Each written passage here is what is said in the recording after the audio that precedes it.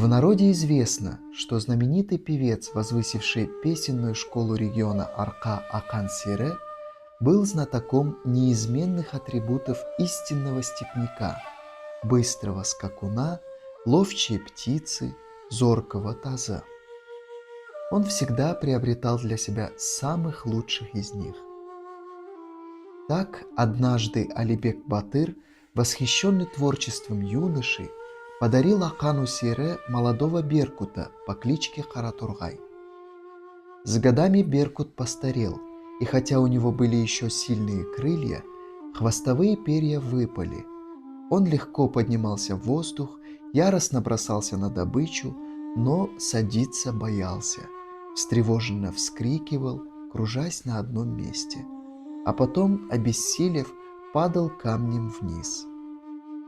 С жалостью в сердце наблюдал Акан Сере за сильной, бесстрашной когда-то, а теперь одряхлевшей, боязливой птицей и посвятил ей песню.